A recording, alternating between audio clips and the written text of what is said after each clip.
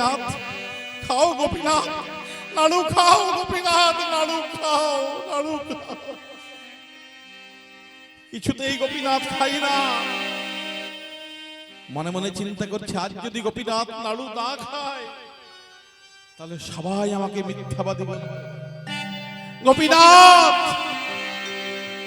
এই পোড়া মুখ আমি আর কাউকে দেখাবো না। গোপীনাথ, আজ যদি তুমি নাড়ু না খাও, তোমার গায়ের যে ওড়না, সেই ওড়না দিয়ে আমি গলায় ফাঁস লাগিয়ে আত্মহত্যা করব। ও গো গোপীনাথ,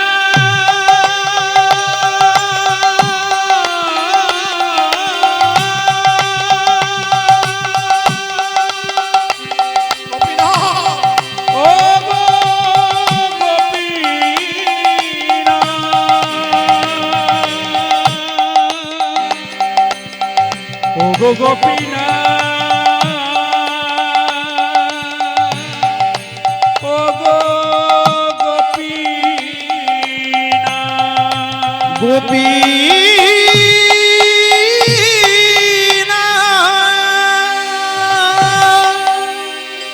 যেই না ছোট্ট রঘু ওই গোপীনাথের গায়ের ওড়না দিয়ে গলায় ফাঁস লাগিয়েছে, আর কি ভগবান থাকতে পারে গো?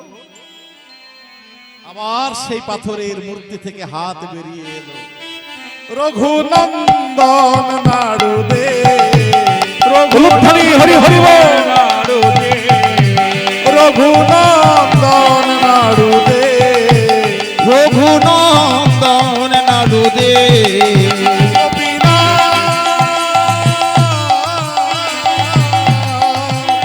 নাড়ু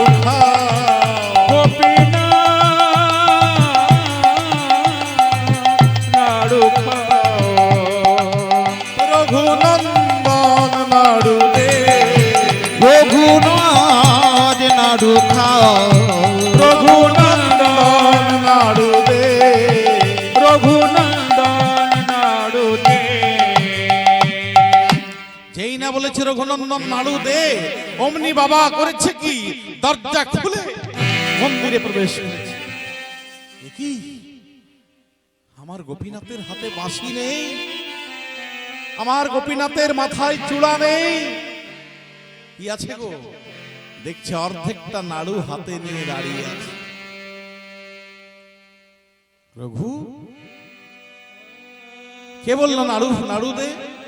বলছে বাবা তুমি দেখতে পাচ্ছ না, ওই দেখো আমার গোপীনাথ নাড়ু খাচ্ছে গো, নাড়ু খাচ্ছে, কিন্তু আমি তো দেখছি একটা অর্ধেক নাড়ু হাতে ধরা আছে। ও মা, আর আমি দেখছি যে গোপীনাথ এখনো সেবা করছে। বললো রঘু আমি দেখতে পাচ্ছি না কেন? ও গোপীনাথ, গোপীনাথ আমি দেখছি তুমি নাড়ু খাচ্ছ, কিন্তু আমার বাবা দেখতে পাচ্ছে না কেন?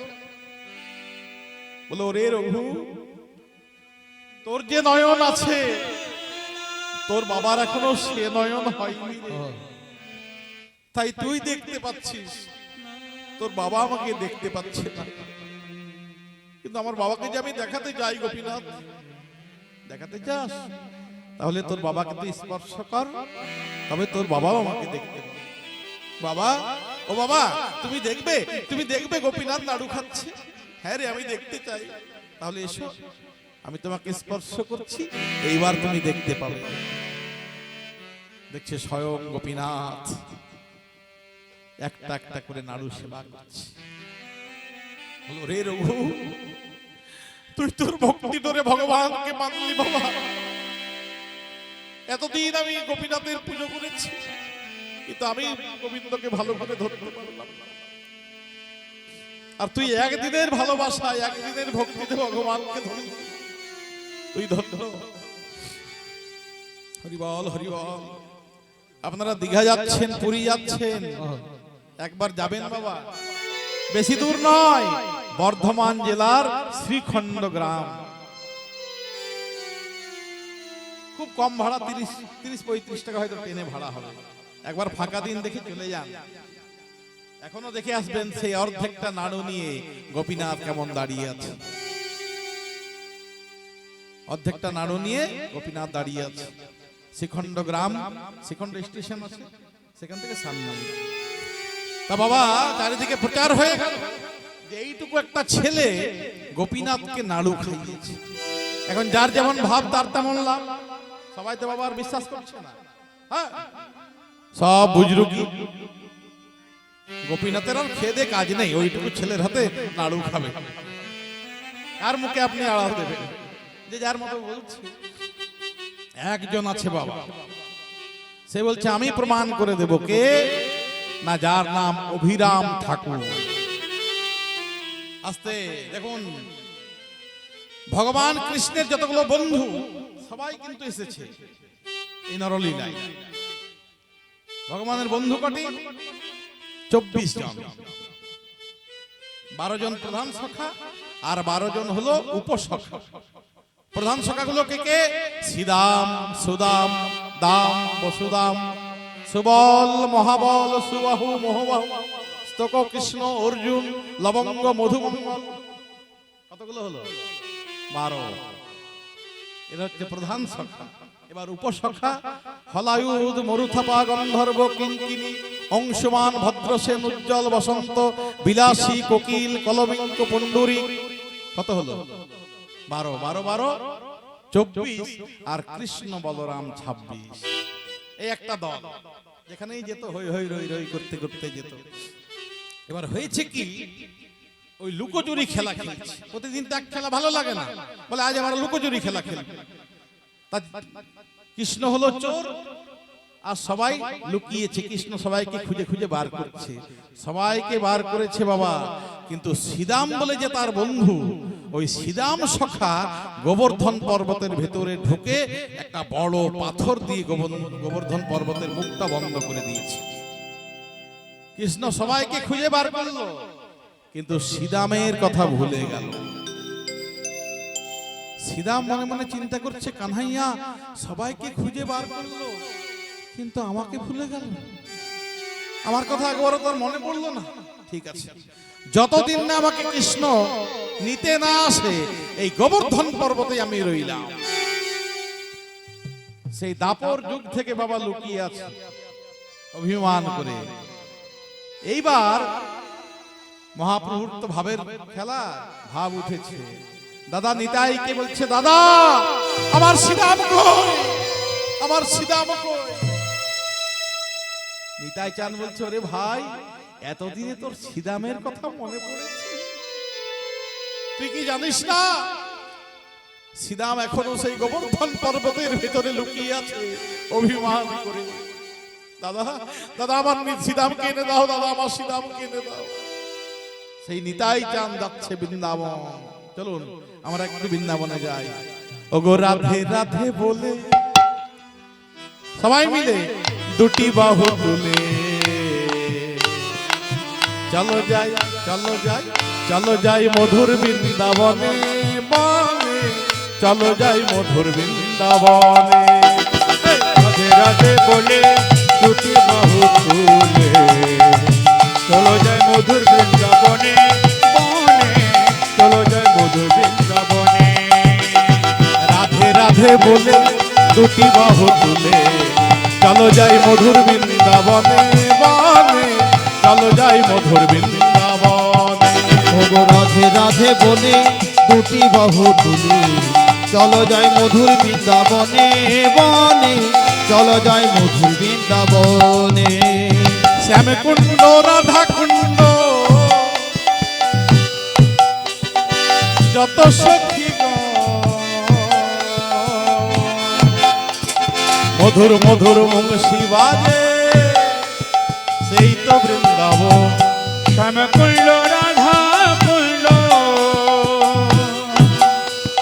গিরি গোবর্ধন, রাধে রাধে মধুর মধুর বংশী বাজে বলো সেই তো বৃন্দাবন। সবাই মিলে একটু বলুন, রাধা রানী কি জয়। রাধে রাধে বলে দুটি বাহু তুলে চলো যাই মধুর বৃন্দাবনে বনে, চলো যাই মধুর বৃন্দাবনে। ওগো রাধে রাধে বলে দুটি বাহু তুলে চলো যাই মধুর বৃন্দাবনে বনে, চলো যাই মধুর বৃন্দাবনে। এই শ্যামকুণ্ড রাধা কুণ্ড গিরি গোবর্ধন মধুর মধুর বংশী বাজে সেই তো বৃন্দাবন শ্যামকুণ্ড রাধা কুণ্ড গিরি গোবর্ধন মধুর মধুর বংশী বাজে বলো সেই তো বৃন্দাবন ললিতা বিশাখায়াদি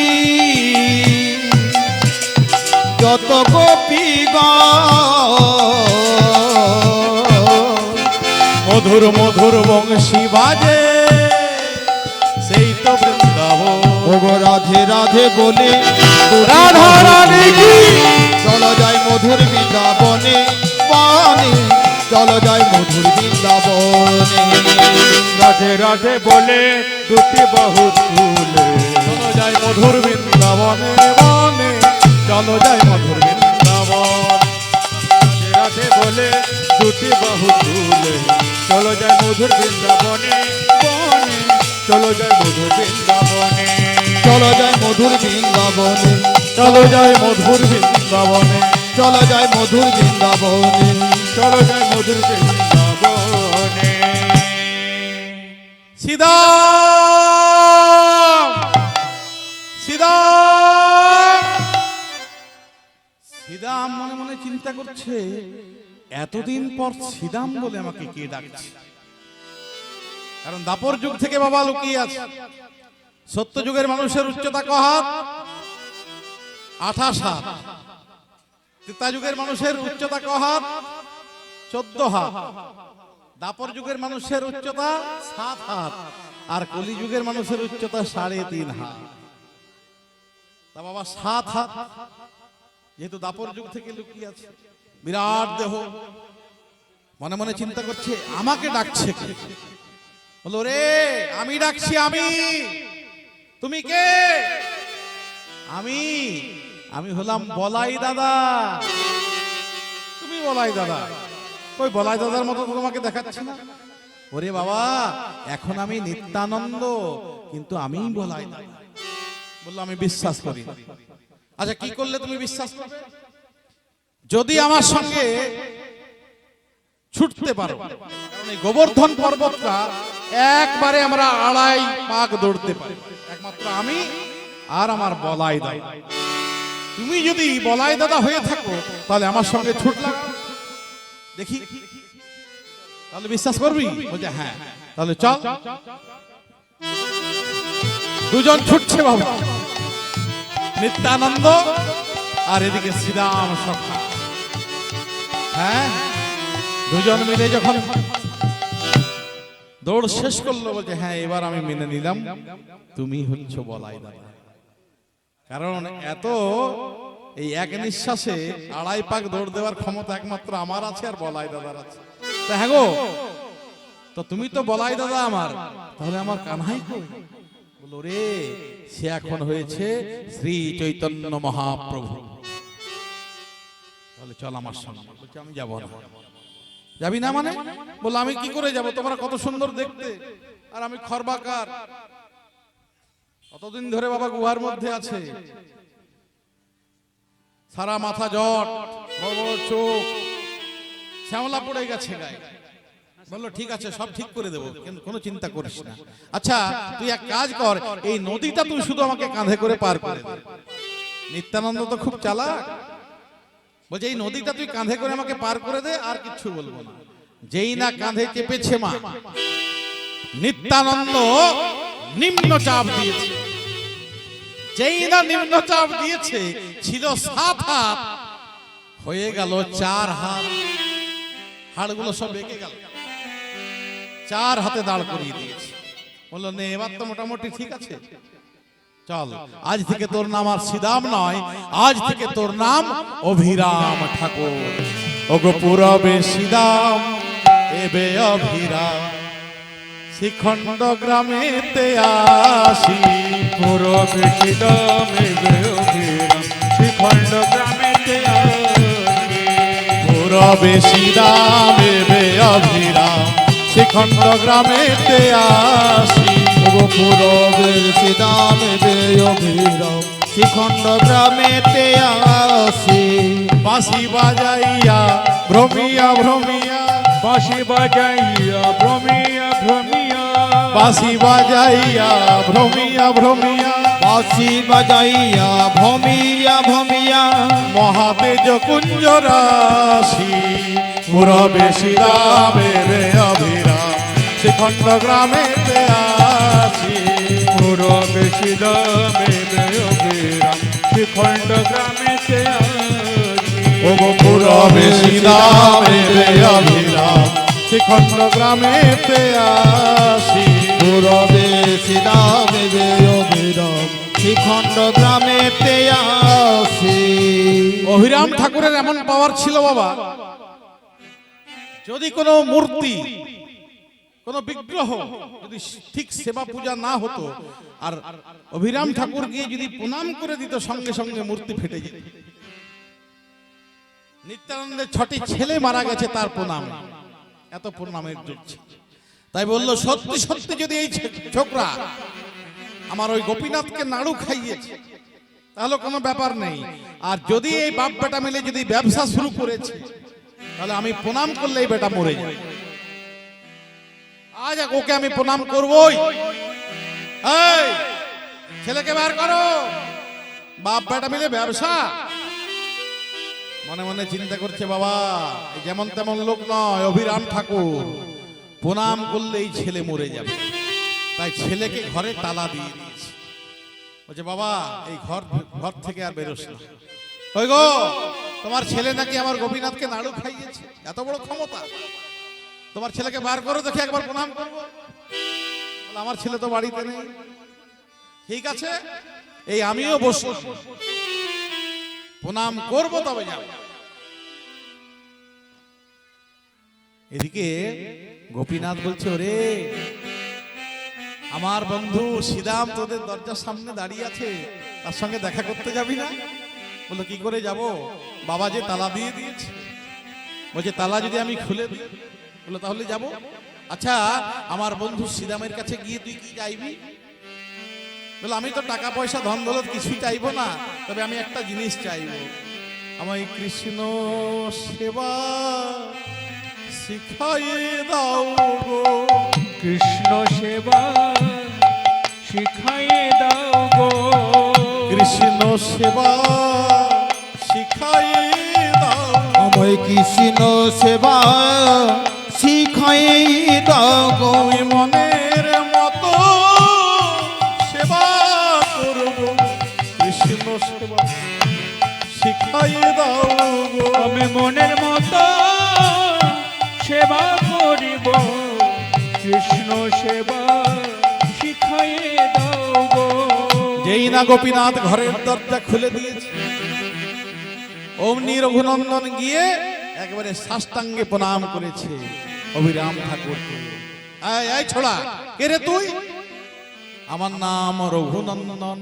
এই বেটা পেয়ে এদিকে আয়। আরে তুই আমার ওই গোপীনাথকে নাড়ু খাইয়েছিস? হ্যাঁ গো আমার কি ক্ষমতা যে তোমার গোপীনাথকে আমি নাড়ু খাওয়াই? তোমার গোপীনাথ কৃপা করে আমার কাছে নাড়ু খেয়েছে। বাহ ভালো ভালো কথা শিখেছিস। হ্যাঁ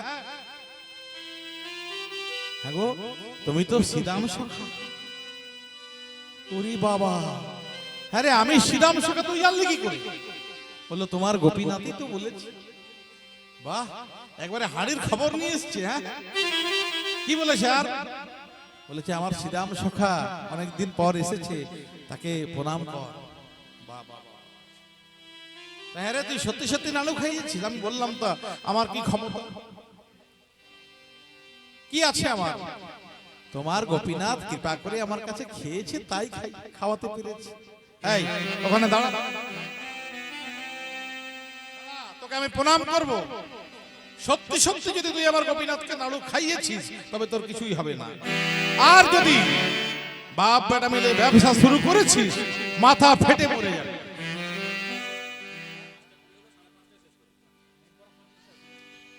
তাহলে এবার আমি প্রণাম করছি। প্রণাম করছে বাবা, সবাই থরথর থরথর করে কাঁপছে যে এই বুঝি ছেলে মারা গেল, এই বুঝি ছেলে মারা গেল। এতে কে বলিয়া প্রণাম করিল, এতে বলিয়া প্রণাম করিল, এতে কে বলিয়া প্রণাম করিল, এতে বলিয়া প্রণাম করিল। 2 4 5 সাথে, এতে বলিয়া প্রণাম করিল, 2 4 5 সাথে, তবু নাহি বলে নাহি মরে, শ্রীদাম লইল কাঁধে। ওগো তবু নাহি মরে, নাহি মরে, শ্রীদাম লইল কাঁধে। ওগো তবু নাহি বলে নাহি মরে, শ্রীদাম লইল কাঁধে। ওগো তবু নাহি মরে, নাহি মরে, শ্রীদাম লইল কাঁধে। ঘরের তালা ভাঙা, মনে মনে চিন্তা করছে আমার ছেলে বুঝি মারা গেল গো, আমার ছেলে বুঝি আর বেঁচে নেই। পাগলের মতো ছুটে ছুটে যাচ্ছে ছেলেকে খুঁজে বেড়াতে। তখন কি দেখলো, সে অভিরাম ঠাকুরের কাঁধে রঘুনন্দন বসে আছে আর সারা গ্রাম নৃত্য করছে। পুরো বেশি দামে বে অভিরাম, শ্রীখণ্ড গ্রামেতে আসি, পুরবে সীতামে বে অভিরাম, শ্রীখণ্ড গ্রামেতে আসি। পুরো বেশি দামে বে অভিরাম, শ্রীখণ্ড গ্রামেতে আসি। পুরো বেশি দামে বেঅভিরাম, শ্রীখণ্ড গ্রামেতে আসি। সেই দর্শনীয় জায়গা শ্রীখণ্ড, সেই শ্রীখণ্ড গেলে এখনো দেখতে পাবেন। ওগো অদ্যপি শ্রীখণ্ডপুরে অর্ধনাড়ু আছে করে, অদ্যপি শ্রীখণ্ডপুরে অর্ধনাড়ু আছে করে, অদ্যপি শ্রীখণ্ডপুরে অর্ধনাড়ু আছে করে। অদ্যপি শ্রীখণ্ডপুরে অর্ধনাড়ু আছে করে। দেখে যত ভগবানে জনে, দেখে যত ভক্তগণ জনে, ওগো দেখে যত ভগবানে জনে, দেখে যত ভক্তগণ জনে। পূরবের মদন যেই ভক্ত রঘুনন্দন হইল সে। এই অধম কীর্তনিয়ার পরিচয়টা একটু দিই। আমার নাম মোহন লায়েক, এই গোবাক গ্রামে আমার বাড়ি। বহু বছর আগে, তখন এত কিছু ছিল না বাবা। আমার বাবা এই ঠাকুরের দীক্ষিত, আগে এখানে যাত্রা হতো। আমার বাবা অনেক যাত্রা পালা এখানে করেছেন। বাবা নেই, গত 2 মাস আগে অক্টোবর মাসে আমার বাবা গত হয়েছে। উনি যে বললেন যে এখানে শুধু ধুধু মাঠ, সত্যি ধুধু মাঠই ছিল, কিচ্ছু ছিল না। এখন চারিদিকে যে সবুজ, এই সবুজ ছিল না। ওনার অক্লান্ত পরিশ্রমে তিল তিল করে এই আশ্রমটা উনি সাজিয়েছেন। আমাদের বয়স তখন অল্প, খুব কষ্ট করে বানিয়েছেন এবং অনেক কিছু ডেভেলপ হয়েছে। স্কুল হয়েছে, দাতব্য চিকিৎসালয় হয়েছে, আইটিআ হয়েছে। হ্যাঁ, দেখুন এই যে বললাম, উনি একটা কথা বললেন যে ভগবান কারো কাছে নেয় না। রবীন্দ্রনাথ ঠাকুর উনি একটু বললেন না, I had gone beginning from door to door in the village path, when the golden chariot appeared in the distance like a gorgeous dream. Who was the king of all kings? My hope rose high and methought my evil days were at an end. একজন রাজা একজন গ্রামে ভিক্ষে করছে। তার রাজা তার স্বর্ণ রথে উড়ে উড়ে যাচ্ছে, আর একটা ভিখারি দাঁড়ে দাঁড়ে ভিক্ষা করছে। ভিখারি মনে মনে চিন্তা করছে, ওমা, সোনার রথে একটা রাজা যাচ্ছে আর 2 হাতে মণি মুক্তা ছড়াতে ছড়াতে যাচ্ছে, তাহলে my evil days were at an end, আমার দুঃখের দিন আজ বুঝি শেষ হয়ে গেল, আর আমাকে ভিক্ষে করে খেতে হবে। রথটা এসে দাঁড়ালো কোথায়? দ্য চ্যারিয়ট স্টপ কোথায়? ওয়ের বেগার স্টুড, যেখানে ভিক্ষুকটি দাঁড়িয়ে আছে সেখানে দাঁড়ালো। The king came down from his chariot. সেই রাজাটি তার রথ থেকে নামছে কেমন ভাবে গো, উইথ এ স্মাইল, হাসি মুখে। এক পা দু পা করে সেই ভিক্ষুকের দিকে রাজা হেঁটে যাচ্ছে। আর ভিক্ষুক মনে মনে চিন্তা করছে, ওই তো রাজা আসছে, অযাচিত দান দেবে আমাকে, আর আমাকে ভিক্ষে করে খাবার দরকার নেই। ভিক্ষার আচলটি ভালো করে পেতে দাঁড়িয়ে আছে। এক পা দু পা করে রাজা তার কাছে এসে করলো কি, হেল হিজ রাইট হ্যান্ড। রাজা তার দক্ষিণ হস্ত প্রসারিত করলেন। ওগো ভিক্ষুক, কি আছে তুমি আমাকে দাও। ও মা, আমি কত আশায় দাঁড়িয়ে আছি, ভাবলাম রাজার কাছে আমি অযাচিত দান নেব, আর রাজা আমার কাছে এসে ভিক্ষা চাইছে। বললো, রাজা মশাই, আপনি আমার সঙ্গে মশকরা করছেন? আপনাকে হাসানোর জন্য তো বিদূষক আছে। আমি একজন সামান্য ভিক্ষুক, আমাকে নিয়ে আপনি তামাশা করছেন? বলছে, না ভিখারি, সত্যি সত্যি আমি তোমার কাছে কিছু চাই। কি আছে তুমি আমাকে দাও।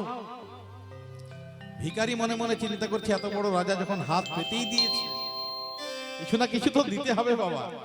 তা কয়েক মুষ্টি চাল পেয়েছিল, সেই চালগুলো থেকে খুঁজে খুঁজে খুঁজে খুঁজে একটা কালো রঙের চাল পেয়েছে।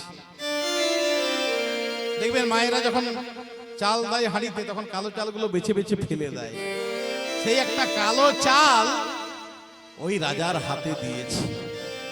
রাজা দেখছে, দিল একটা ভালো চাল দেয়নি, একটা কালো চাল দিয়ে। বলো, জয় হোক ভিখারি, তোমার জয় হোক। এই বলে রাজা আবার তার স্বর্ণরথে চেপে সেখান থেকে প্রস্থান করলেন। এট দ্য ডেজ এন্ড, দিনের শেষে, the beggar empty his bag on the floor. সারা দিনের ভিক্ষার ঝোলাটা একটা মেঝের উপর ঢেলে দিয়েছে বাবা। আর যেই না ঢেলে দিয়েছে, কি হলো জানেন? দেখতে পেল the grain of corn turn into grain of gold. এতগুলো চাল, তার মধ্যে একটা চাল